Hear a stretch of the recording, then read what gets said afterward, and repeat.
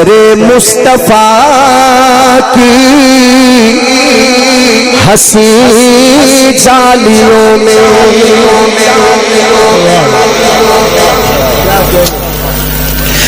در مصطفیٰ کی حسین جالیوں میں ہے روزے کے پورے نور سینے میں آنکھیں.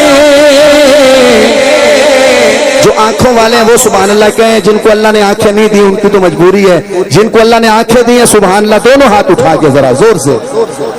ہائے آنکھوں والی نعت حضرت عارفی صاحب آپ بھی گئے تھے مدینے, ہم ملے تھے روضہ پاک کے سامنے. در مصطفیٰ کی حسین جالیوں میں ہے روزے کے پورے نور سینے میں آنکھیں. پلٹ آیا ہوں میں مدینے سے لیکن پلٹ آیا ہوں میں مدینے سے لیکن رکھی رہ گئی ہے مدینے میں آنکھیں. پلٹ آیا ہوں میں مدینے سے لیکن رکھی رہ گئی ہے مدینے میں آنکھیں. میرے سامنے ہو ترے شاہ بطحا میں دیدار کرتا رہوں ان کے در کا. میرے سامنے ہو ترے شاہ بطحا میرے سامنے ہو ترے شاہ بطحا میں دیدار کرتا رہوں ان کے در کا. جڑا رہ گیا اور رہ گیا. بنا دے خدا میرے دل کو مدینہ. میں چیلنج پورا یقین ہے مجھے آج تک ایسا شعر نہیں سنا ہوگا. آج تک 10 نعت خان بلاؤ 10 نعت خان ایسا شعر جس کے پاس یہ ہوا اس کے پاس ہوگا, کیونکہ میں نے آج تک نہیں سنا. حضرت میں پھر پڑھتا ہوں ایک دفعہ. میرے سامنے ہو در شاہ بطحا میں دیدار کرتا رہوں ان کے در کا. ہائے ہاں بنا دے خدا میرے دل کو مدینہ. پتہ نہیں کون ہاتھ اٹھائے گا. بنا دے خدا میرے دل کو مدینہ.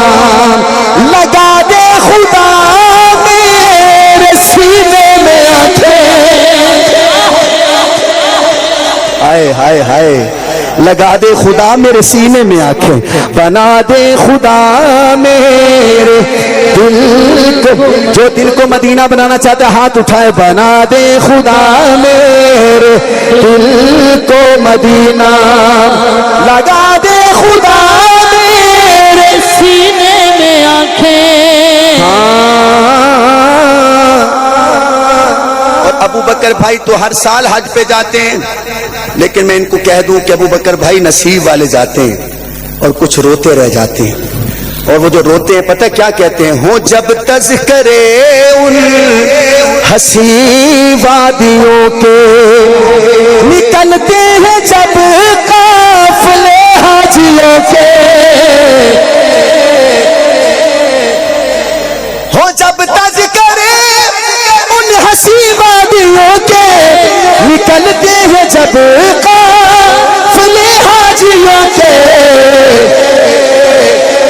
تو بڑھاتی ہے بے چینیاں میرے دل کی.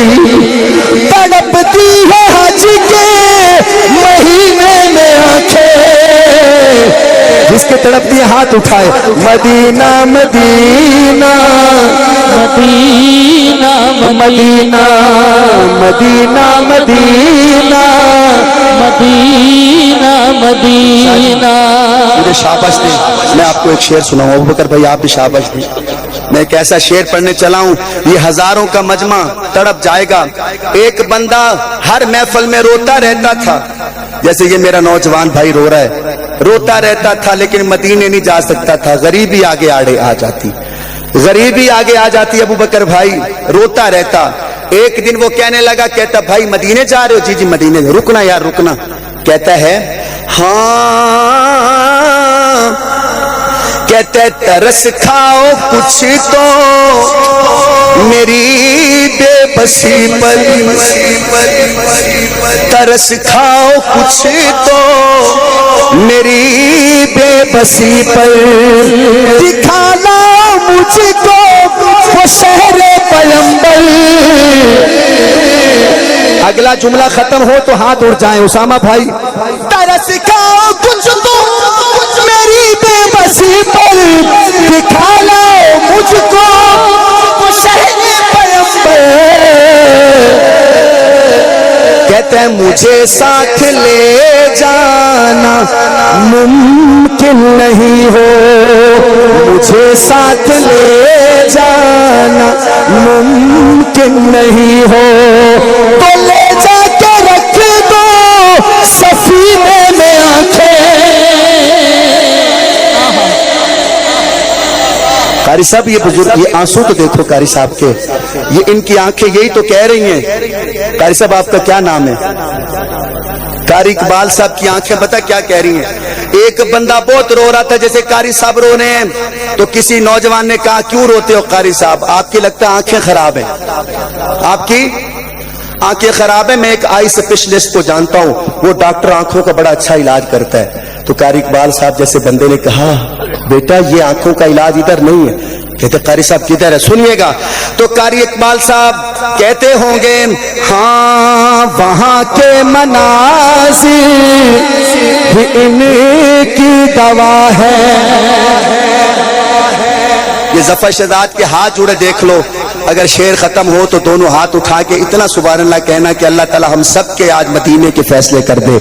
وہاں کے مناظر ان کی دوا ہے, علاج ان کا طیبہ کی آب و ہوا ہے. کیا کہنے, آپ کے آنسو ایسے نہیں آ رہے, اللہ اکبر, یہ آنسو ایسے تھوڑی نکل رہے ہیں. وہاں کے مناظر ان کی دوا ہے, علاج ان کا طیبہ کی آب و ہوا ہے. مدینے کی یادوں میں پتھر آ گئی ہے, نہ مرنے میں ہے اور نہ جینے میں آنکھیں. مدینے کی یادوں میں پتھر آ گئی ہے. ایک دفعہ ہاتھ اٹھا کے, نہ مرنے میں ہے اور نہ جینے میں آنکھیں. پلٹ آیا ہوں میں مدینے سے لیکن. آخری شعر. اور ابو بکر بھائی دل پہ ہاتھ رکھنا, دل پہ, پورا مجمع دل پہ ہاتھ رکھے. آج تک ایسا شعر نہیں سنا ہوگا آپ نے, آپ بھی روزانہ نعتیں سنتے ہیں, ایسا شعر نہیں سنا ہوگا. ایک بابا بہت روتا تھا, بہت مدینے کی یاد میں. اب کیا ہوا, بابے کی طبیعت خراب ہوئی, اچانک ہسپتال لے گئے. جب ہسپتال لے گئے نا تو بیٹا بھی ساتھ تھا. ڈاکٹر نے کہا وہ ادھر آؤ, تیرے ابے کے پاس تھوڑے سے منٹ ہیں, ختم. تو اب وہ بچہ پریشان بابا جی کے پاس گئے, کہتا ابا کو گل لے تو میری دس چھڈ, ابا کو تیری وصیت ہوئے, کوئی خواہش ہوئے تو میری دس, میں تیرا پتر پوری کراں گا. بابا کہندا پتر ساری زندگی مدینہ مدینہ کردا رہا پر مدینہ ویکھیا نہیں. تو پتر ہن یعنی ڈاکٹر نے دستا ہونا میرا ہن آخری ٹائم. بچہ رونے لگ گیا, بابا بھی رونے لگ گیا. بیٹا کہتا ہے بابا پھر کوئی خواہش ہے تو بتاؤ. تو آگے سے بابا پتہ کیا کہتا ہے, کہتا ہے بیٹا تھوڑی دیر بعد میری جان نکل جائے گی, پھر تم مجھے نہلاؤ گے, غسل دو گے, پھر مجھے کفن بھی پہناؤ گے. بیٹا ایک میری وصیت ہے، کیا کہ تم اشفاق کا منہ کفن سے نہ ڈھکنا۔ تو بابا جی کیوں کفن کیوں نہ ڈھکے؟ اگلی بات پہ ضرور، یہ شاعر نے انڈیا کا شاعر ہے اشفاق بہرا کی، اس تک آپ کی آواز ہے سبحان اللہ کی، دونوں ہاتھ اٹھا کے قاری صاحب کہتے ہیں تم اشفاق کا منہ کفن سے نہ ڈھکنا، تم اشفاق کا